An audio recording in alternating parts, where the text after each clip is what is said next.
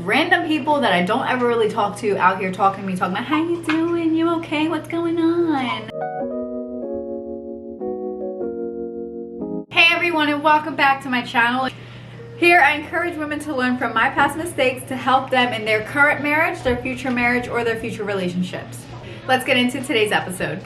Some of the things you could be doing wrong that is ruining your relationship or your marriage. So there's a whole list, but today I want to stick to 3 that I think are important. I mean, I think they're all important, but these are just like the top 3 that came to my head. So number 1, this bad boy. Constantly being on your phone. Your spouse is around, when you're around your kids, when you're hanging out with your family, just constantly being on your phone. It really doesn't matter what you're doing. It's just the principle that you are on your phone when you could be spending time with your husband or your children. You're taking that attention away from them. What we don't realize is we spend so much time on our phones. We're glued to them. And there's really nothing interesting going on out in the world that's way more important than what's going on in your home. So, put a time limit. iPhone has this lovely feature that I love to ignore. It has a time limit, locks you out, only I know the password, so I let myself in.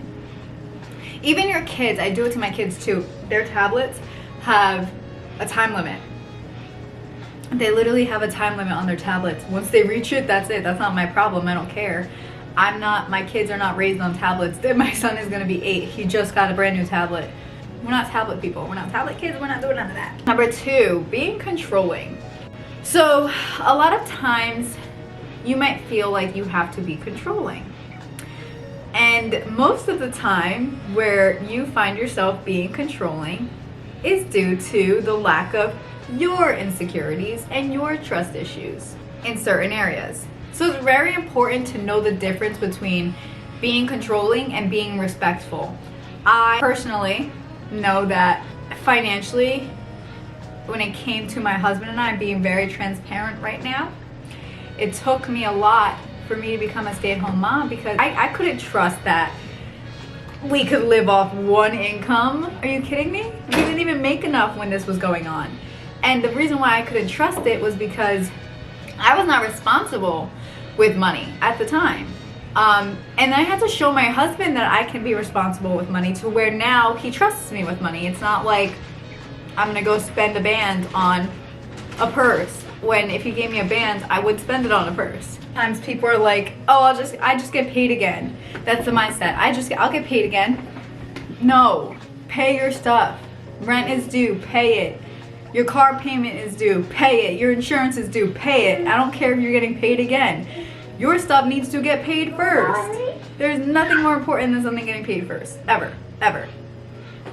Or I know there's times where couples get like crap for asking their spouse if they could go out or if they could do certain things. And people are like, oh, they're controlling.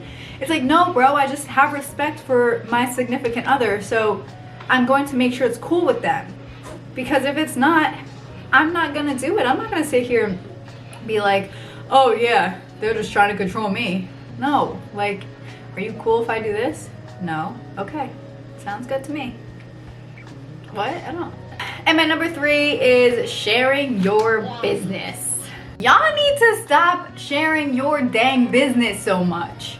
Like, everything, everyone shares everything, and there are just things that you should not be sharing that should be kept between you and your spouse, between your home. It should never leave the home.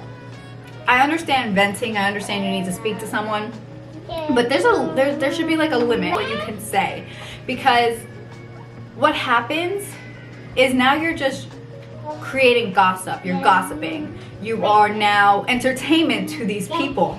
Example, this one's my favorite. When I was on a brisk of divorce with my husband, actually it wasn't really a divorce, we were just not together.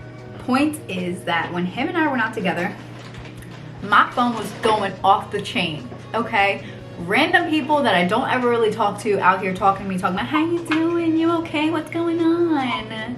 Oh, you know, this and then me being like the person that I used to be, blaming him for everything when really it was my fault. I'm over here chatting it up with them. And when was the last time they spoke to me? When was the last time they spoke? Oh, that's right. In May of 2020. When I decided to get back with my husband after 2-3 months of not being together. And my phone was dry, and ever since then has been dry. My point is that people only are there for you when it's convenient and drama, when it is full of drama and entertainment. They're not there for you for your highs. They're there for you for your lows, for the fun stuff. And we don't want to be around those kind of people, okay? So stop sharing your business to everyone, because it's nobody's business to share it.